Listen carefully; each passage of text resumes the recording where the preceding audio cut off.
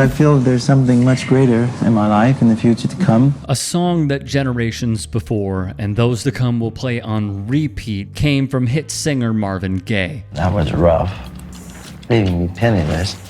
And then I was really having quite a political upheaval with Motown at the time, and we weren't getting on at all. And it came at a moment in time when Gaye and his label sparred over the message behind his songs. Are there going to be lawsuits on your part against Motown? No, not at this. Lawsuits. Normal audits and things like that. Normal audit. You feel that you haven't been paid what you deserve. Now, Boyd, I never said that. And would you say it? Would I? Yes, I would. Gaye felt the need to reflect the times. Motown had the desire for a different theme. When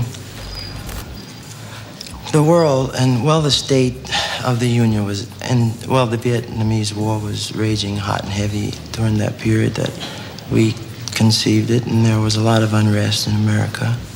There were college kids being shot in campuses, and my brother was at war, and I prayed a lot that he would come through safely, and it was a very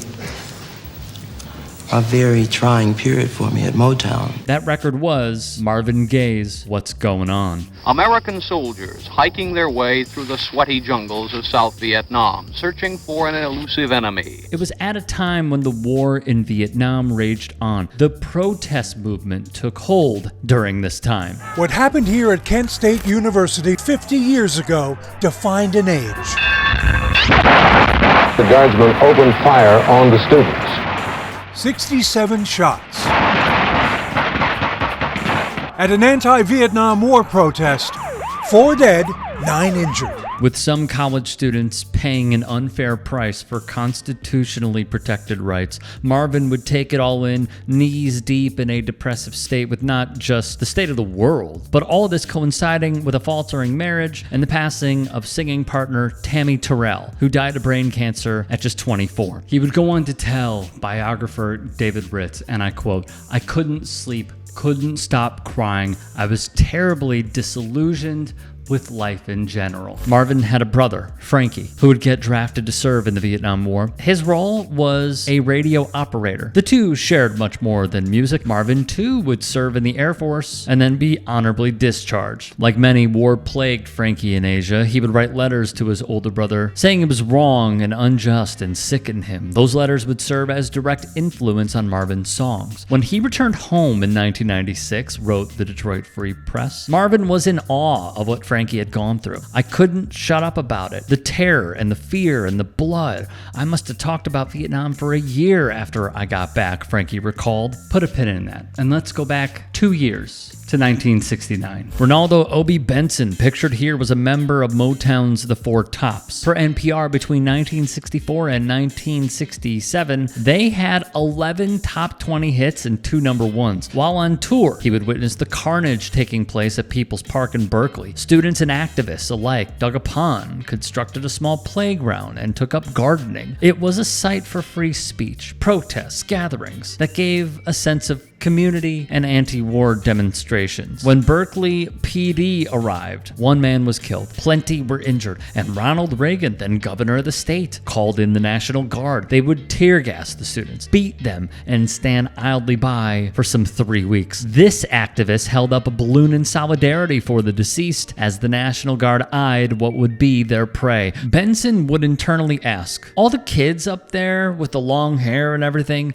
the police was beating on them, but they weren't bothering anybody. I saw this and started wondering what the F was going on. What is happening here?" One question leads to another. Why are they sending kids so far away from their families overseas? Why are they attacking their own children in the streets here? With the help of Al Cleveland, a powerful track was in motion. The Four Tops would view it as a song that's too political, per se. However, Henderson knew the perfect person for it. That would, of course, be none other than Marvin Gaye. Benson would call Gaye the perfect artist for it, adding he was a rebel and a real spiritual guy. His wife told him, "Marvin, this is a perfect song for you. I'll love Anna forever," for making him see the truth. Listen to it when you leave here.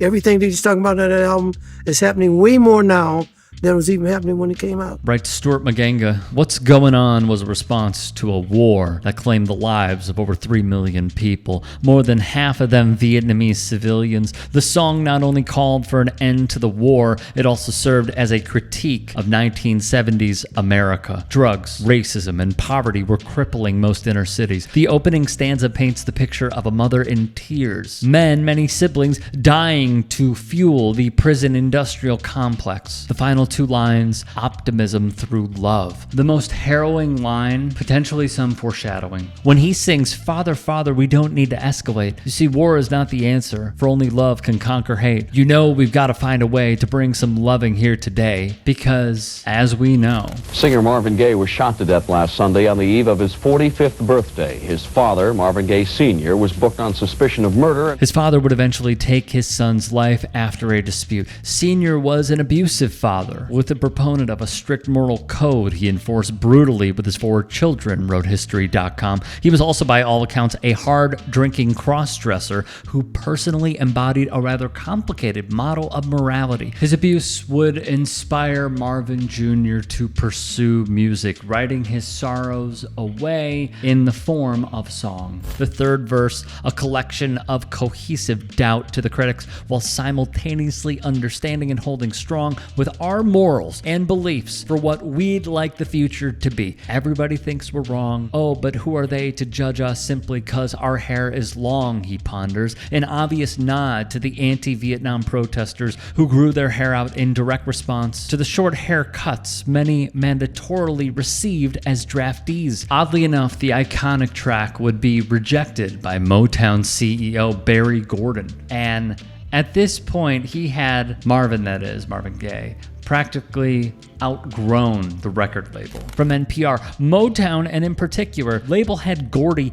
did not understand what's going on. The label sat on it for months until Gaye threatened he'd never record there again. When the single and album finally did reach the marketplace, both exploded. The troubled recluse was reborn as a crusader. Of course, it exploded. I mean, per Rolling Stone, Gaye's album with the same name as the iconic song was named the greatest album of all time, wrote Melody Russell. The song's significance doesn't fade with time. Its themes touching on war, racism, and environmental concerns keep on striking a chord with people crossing generational boundaries. Russell would conclude, over 5 decades have elapsed since the debut of What's Going On, yet its profound impact endures, resonating as authentically as ever. This timeless masterpiece seems irreplaceable, its influence transcending eras. Gaye's composition stands as a poignant testament to music's remarkable ability to forge profound emotional, intellectual, and even therapeutic connections. It possesses the unique power to unify us. The initial chords and irresistible chorus continue to serve as symbols